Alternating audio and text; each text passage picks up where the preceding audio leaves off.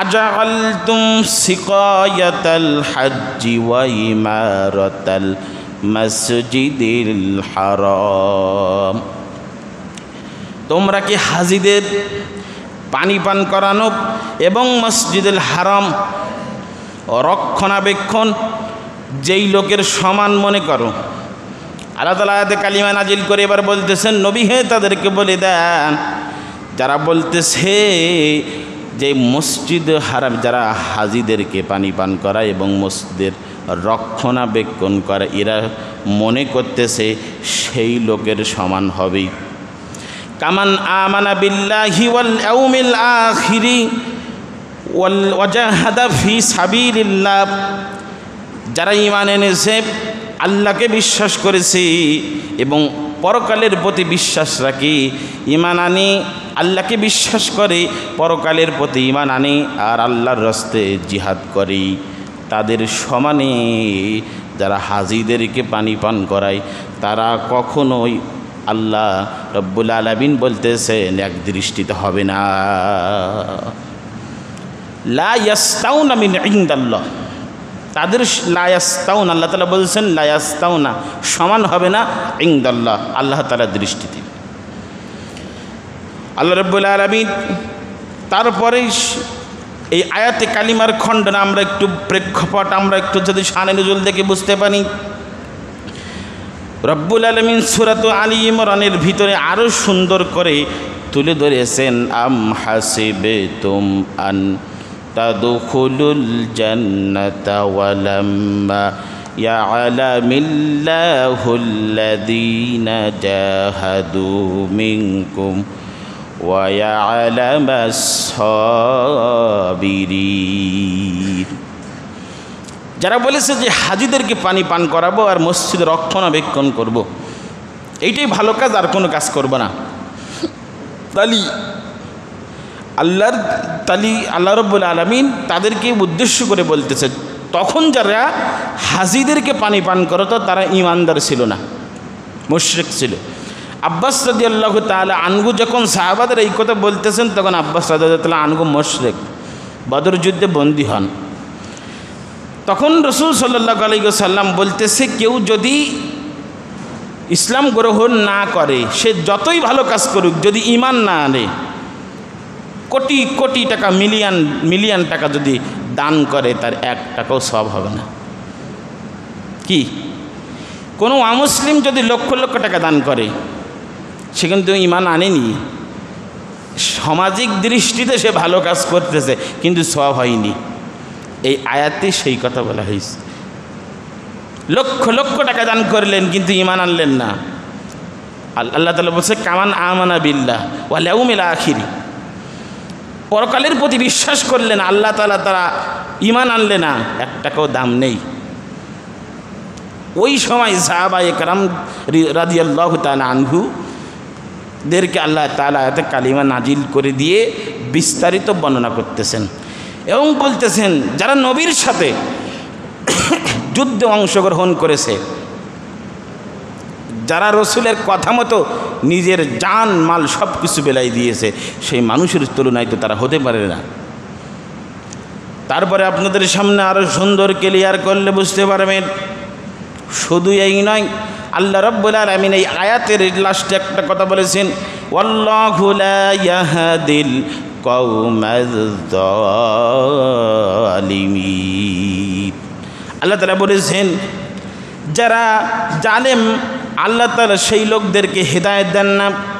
অর্থাৎ যারা জুলুমকারী, যারা অন্যায়ভাবে মানুষের উপরে জুলুম করে, সেই জালেমদেরকে আল্লাহ তাআলা হেদায়েত দেন না। মুসলমান ভাইরারে আমার গভীর মনোযোগ, আল্লাহ রাব্বুল আলামিন সুন্দর করে পরের আয়াতে বলতেছে, আল্লাযীনা আমানু ওয়া হাজারু ওয়া জাহাদু ফি সাবিলিল্লাহি বিআমওয়ালিহিম ওয়া আনফুসিহিম আ'যামু দারাজাতান ইনদাল্লাহ ওয়া উলাইকা হুমুল ফাইজুন। আল্লাহ রাব্বুল আলামিন এবার 20 নম্বর আয়াতে বলতেন, আগে পড়েছি 19, এবার 20 নম্বর আয়াতে বলছেন, আল্লাহ রাব্বুল আলামিন বলেছেন, যারা ঈমান এনেছে এবং ওয়াহাজারু এবং দেশ ত্যাগ করেছে এবং আল্লাহর পথে নিজেদের মাল এবং জান বিলিয়ে দিয়েছে এবং জিহাদ করেছে, তাদের মর্যাদা কখনো এক হতে পারে না। যখন ওই প্রশ্ন সাহাবা একরামকে যখন কথা কাটাকাটি করতেছে যে আমরাই শ্রেষ্ঠ, তখন আল্লাহ তাআলা দ্বিতীয় আয়াতে উত্তর দিয়ে তাদেরকে বলতেছে যে যারা মক্কা থেকে হিজরত করে মদিনায় গেল, রসুলের প্রতি আমার প্রতি ঈমান এনে, আল্লাযীনা আমানু যারা আমার প্রতি ঈমান এনে, রসুলের প্রতি ঈমান এনে মক্কা ছেড়ে মদিনায় গেল, দেশ ত্যাগ করেছে, প্রথম নাম্বার নিজের জান দিয়েছে, পরে মাল দিয়েছে, তারপর রসুলের কথা মতো জিহাদে অংশগ্রহণ করেছে, তাহলে প্রথম দেশ ত্যাগ করেছে, তারপর টাকা দিয়েছে, তারপর নিজের জান এবং মাল দিয়েছে, আর তোমরা মক্কায় বসে বসে হাজিদেরকে পানি পান করাবা, ইমানদার হবে না, তাহলে তোমাদের কি এক হতে পারে? আল্লাহ উত্তর দিচ্ছেন। তারপরে তিনি এক কথা বলতেছেন, আউলাইকা হুমুল ফাইজুন, তোমরা ভেবো না তোমরা সফল কাম হয়ে গেছো, যারা আমার এই কাজ করেছে। রসুল আল্লাহ তাআলা আয়াতে কালিমা নাজিল করে দিয়ে বলতেছেন আল্লাহ তাআলা তাদেরকে সফল কাম করে দিয়েছে। আল্লাহর পথে জান এবং মাল। দেখেন আমি থেকে একটা ঘটনা দিয়ে বোঝাই। রসুল সাল্লাল্লাহু আলাইহি ওয়াসাল্লাম যখন তাবুক যুদ্ধের জন্য সকলকে বললেন যে তাবুক যুদ্ধের প্রস্তুতি নিতে হবে, সকলে দান করো, যার যার সামর্থ্য আছে দান করো। সাহাবাদেরকে যখন এই ঘোষণা রসুল সাল্লাল্লাহু আলাইহি ওয়াসাল্লাম দিলেন, তৎকালীন সময় কিন্তু ইসলামের খুব সংকট চলছিল। যখন রসুল সাল্লাল্লাহু আলাইহি ওয়াসাল্লাম মক্কা থেকে হিজরত মদিনায় গেলেন, খুব সংকট। উমর রাদিয়াল্লাহু তাআলা আনহু এবার বলতেছে আজকে দান করে আবু বকর রাদিয়াল্লাহু তাআলা আনহুকে হারাবই, এই বলে রসুলের দরবার থেকে বাড়িতে চলে গেলেন, সকলেই চলে গেলেন। এবার এক এক করে সকলে বাড়ি থেকে ফিরতেছেন, রসুলের কাছে দান জমা দিচ্ছেন যে এ রাসূলুল্লাহ আমি এই নিয়ে এসেছি। রসুল সকলের মুখে একবার করে তাকাচ্ছেন। সিরিয়াল পড়ে গেল, রসুলের হাতে এক একজন করে টাকা দিচ্ছেন, অর্থ দিচ্ছেন, রাসূলুল্লাহ আমি এই নিয়ে এসেছি। উমর রাদিয়াল্লাহু তাআলা আনহু বলতেছেন ইয়া রাসূলুল্লাহ ইয়া হাবিবাল্লাহ, আমি হলো সম্পদের অর্ধেক সম্পদ আপনার জন্য এই যুদ্ধের জন্য নিয়ে এসে আল্লাহর রাজি খুশির জন্য আর বাকি অর্ধেক সম্পদ বাড়ি রেখে এসেছি। তারপরে বিভিন্ন সাহাবারা দিচ্ছেন। হঠাৎ করে আবু বকর রাদিয়াল্লাহু তাআলা আনহু, উমর দাঁড়িয়ে আছে পাশে, যে আবু বকর কী দেয়? আমাদের তো 1 টাকা দান করতে গেলে মনটা বড় সংকীর্ণ হয়ে যায়, দিতে চাই না। যদি ধানের মৌসুমে অনেক সময় যায়, এখান থেকে 15 থেকে 16 বছর আগে যখন হেফজখানায় পড়েছি, হুজুররা আমাদের মাহফিলের কালেকশনে পাঠাতো, মাহফিল হবে যাও একটু এলাকায় গিয়ে কালেকশন করো। আমরা যাইতাম, সাথে মুরব্বীরা থাকতো, 2-1 করে বলতো মাহফিলের জন্য কালেকশনে এসেছি, কিছু চাউল দেন, মাদ্রাসার একটু উন্নতি হবে, ছাত্ররা পড়াশোনা করবে। অনেকেই আমাদেরকে এখান থেকে 10 থেকে 15 বছর আগে আমার কথা বলতেছি, মানুষজন অনেক সময় গালিগালাজ করতো, বলতো যে টাকা দিয়ে পড়ার ক্ষমতা নেই, তাহলে পড়ার দরকার কি, কাজ করে খাও না কেন? বিভিন্ন গালিগালাজ করতো। 10 থেকে 15 বছর এখান থেকে আমরা দেখতে পাই কি, দেখেন অনেকের যদি মসজিদ মাদ্রাসার কথা বলে, টাকার কথা বললেই তারা বিভিন্ন কথা দ্বারা হোক, বিভিন্ন খারাপ দ্বারা হোক ইঙ্গিত করে, যারা টাকা আনতে যায় তাদেরকে ইঙ্গিত করে। অনেক সময় বাজে কথা কয় যে টাকা পয়সা তোলার দরকার কি, যা আছে এটি ভালো আছে, উন্নতি প্রকল্পে, অর্থাৎ কটু কথা শোনায়। সম্মানিত ভাইরা আমার, আমি যে কথা বলতেছিলাম, ওমর রাদিয়াল্লাহু তাআলা আনহু রসুলের পাশে দাঁড়িয়ে আছেন, আবু বকর রাদিয়াল্লাহু তাআলা আনহু কি দেয়? হঠাৎ করে আবু বকর রসুলের দরবারে এসে বলতেছে রাসূলুল্লাহ ইয়া হাবিবাল্লাহ, বলল আবু বকর তুমি কি নিয়ে এসেছো, তুমি কি নিয়ে এসেছো। উমার পাশে কিন্তু দাঁড়িয়ে আছে, আজকে দান করে আবু বকরের উপরে উঠে যাব। আবু বকর রসুলের একটা বলে, রাসূলুল্লাহ ইয়া হাবিবাল্লাহ, আমি বাড়িতে আল্লাহ এবং আল্লাহর রসুলকে রেখে এসেছি, আর সব জিনিস আপনার জন্য নিয়ে এসেছি। বলেন সুবহানাল্লাহ। বলতে ইয়া রাসূলুল্লাহ, আল্লাহ এবং আল্লাহর রসুলকে নিয়ে এসেছি, আর সব আপনার, আর সব আমি নিয়ে এসেছি। জোরে কন্যা সুবহানাল্লাহ। ওমর রাদিয়াল্লাহু তাআলা আনহু পাশে দাঁড়িয়ে বলতেছেন, ও আবু বকর, আজকেও আমি তোমার কাছে হেরে গেলাম তোমার এই কথার দ্বারা। শুধু আল্লাহ নাই, এবং আল্লাহ রব্বুর রসুল তো খুশি হয়েছেন, আল্লাহ পর্যন্ত তোমার কথায় রাজি হয়েছেন। উসমান রাদিয়াল্লাহু তাআলা আনহু তৎকালীন সময় তিনি বললেন, ইয়া রাসূলুল্লাহ ইয়া হাবিবাল্লাহ, দেখেন তাদের মন মানসিকতা ইসলামের জন্য কত ছিল। যত মানুষ যুদ্ধে অংশগ্রহণ করবে সকলকে আমি খাওয়া দাওয়া দেব এবং যুদ্ধের বস্ত্র যা লাগে সব কিছু আমি বহন করব। সুবহানাল্লাহ কন। উসমান রাদিয়াল্লাহু তাআলা আনহু বললেন, সকলকে খাওয়া দাওয়া দেব, যুদ্ধের বাহন যা লাগবে, ঘোড়া যা আছে সব আমি দেব।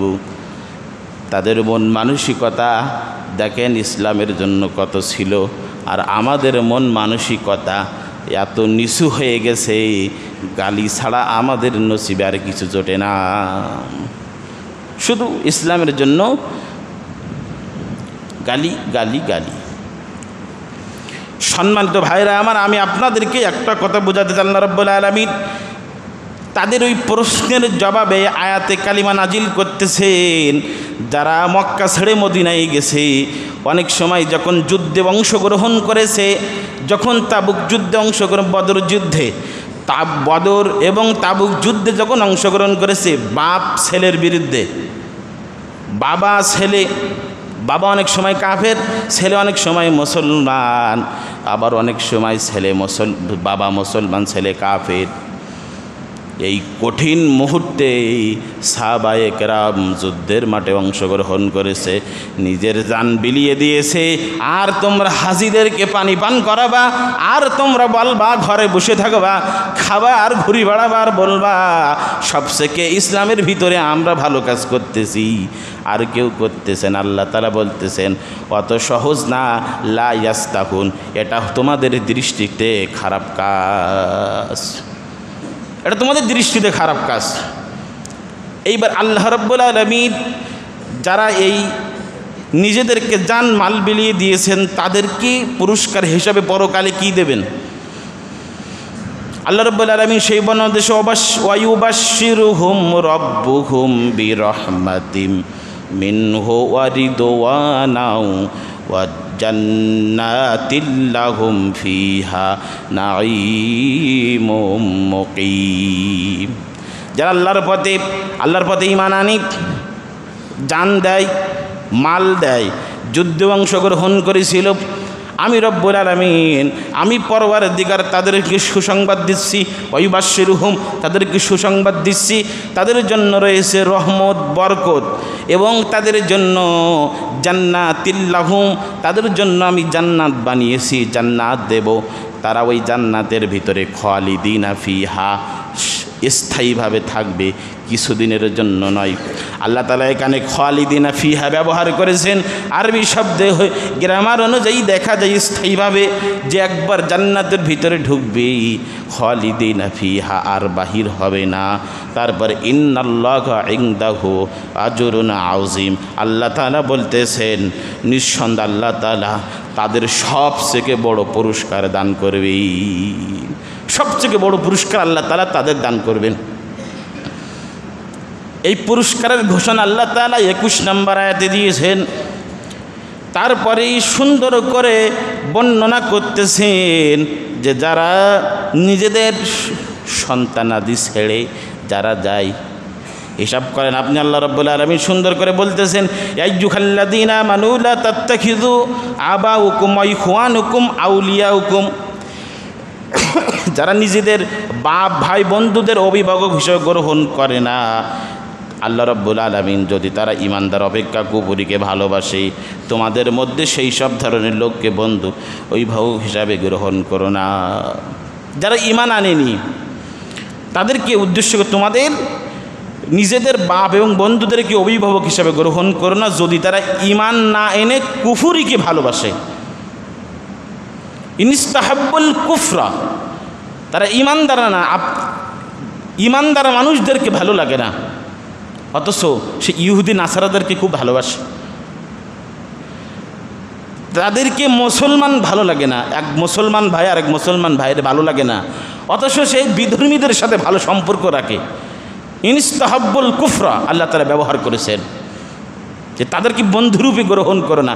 সে তোমার বাপ হোক, সে তোমার বউ হোক, সে তোমার ছেলে হোক, যে হোক, আল্লাহ তাআলা এখানে বলতেছেন তাদেরকে গ্রহণ করো না। তাহাব্বুল কুফরা, যারা কুফরি করে, অস্বীকার করে। তারপরে তিনি বলতেছেন তোমাদের মধ্যে সেই ধরনের লোকদেরকে বন্ধু অভিভাবক হিসেবে গ্রহণ করবে যারা সীমালঙ্ঘন করে না। তাদেরকে বন্ধু বানাও, তাদেরকে পছন্দ করো, তাদেরকে ভালোবাসো আল্লাহর জন্য। আল্লাহ রাব্বুল আলামিন বলতেছেন যে আল্লাহকে ভালোবাসে, রসুলের দেখানো পথ অনুযায়ী চলে, সীমালঙ্ঘন করে না, কোরআনকে ভালোবাসে, তাকে তোমরা বন্ধুরূপে গ্রহণ করো, তাকে বন্ধু বানাও, তাকে গ্রহণ করো। আমি আপনাদের সামনে একটা হাদিস পড়েছি। রসুল সাল্লাল্লাহু আলাইহি ওয়াসাল্লাম বলেন, وقال النبي صلى الله عليه وسلم من أحب لله ومن أبغض لله ومن أعطى لله ومن منع لله فقد استمسك بالإيمان। রসুল সাল্লাল্লাহু আলাইহি ওয়াসাল্লাম বলেন, যে ব্যক্তি কারোর সাথে বন্ধুত্ব করবে আল্লাহ তাআলাকে রাজি খুশি করার জন্য, যে ব্যক্তি শত্রুতা রেখেছে তাও আল্লাহর জন্য, আল্লাহ তাআলার সাথে নাফরমানি করেছে, ইসলামকে ঘৃণা করে, এই জন্য ওই ব্যক্তিকে ঘৃণা করে, আল্লাহর জন্য ঘৃণা করতে হবে। রাসূল সাল্লাল্লাহু আলাইহি ওয়াসাল্লাম বলেন যে অর্থ খরচ করবে আল্লাহর জন্য, যে অর্থ ব্যয় করবে তাও আল্লাহর জন্য, নিজের সব কিছু আল্লাহর জন্য রাজি খুশি করার জন্য করতে হবে। কাউকে 1 টাকা দান করতে হবে, তাও আল্লাহর জন্য করতে হবে। আল্লাহর জন্য কীভাবে করতে হবে? কিভাবে আল্লাহর জন্য দান করতে হবে? ছোট্ট একটা কথা বলেন। এই জন্য আল্লাহ তাআলা রাজি খুশি করার জন্য করতে হবে, কারণ সব কিছু পাওয়ার একমাত্র উত্তর অধিকারী আল্লাহ তাআলা। এই পৃথিবীতে আল্লাহ তাআলা আপনাকে পাঠিয়েছেন, আবার আল্লাহ তাআলার কাছে যেতে হবে। যা কিছু দেখতে চান সব কিছু আল্লাহ তাআলা আপনাকে মাধ্যম করে দিয়েছেন। একমাত্র ভালোবাসার উত্তর রাজি খুশি করার জন্য। আল্লাহ ছাড়া কাউকে দুনিয়ায় রাজি খুশি করাতে পারবেন না, কাউকে পারবেন না।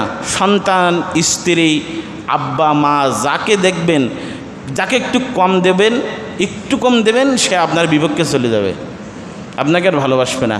কিন্তু আল্লাহ তাআলাকে রাজি খুশি করবেন, কোনো কিছু দেবেন, আল্লাহ তাআলা অল্পই খুশি হয়ে যাবে। জোরে কন্যা সুবহানাল্লাহ। মোহতারাম হাজিরিন, আমি আপনাদের সামনে আয়াতে কালিমার মূল ব্যাখ্যা তুলে ধরেছি যে নিজের জান মাল যা কিছু করতে হবে সব কিছু আল্লাহর জন্য করতে হবে। দুনিয়ায় একমাত্র যে কাজ করতে হবে, কাউকে যদি ঘৃণা করতে হয় তাও আল্লাহর জন্য করতে হবে, কারণ সে সীমালঙ্ঘনকারী। আল্লাহ তাআলা আমাদের এই যে কোরআনুল কারীমের সূরা তাওবার 19, 20, 21, 22 এই 4টে আয়াতে কালিমা অল্প করে পড়েছি, অল্প করে ব্যাখ্যা করেছি। আল্লাহ তাআলা আমাকে সহ আপনাদের সকলকে যেন আমল করার তৌফিক দান করুক। আমিন। ওয়া মা তৌফিক ইল্লা বিল্লাহ।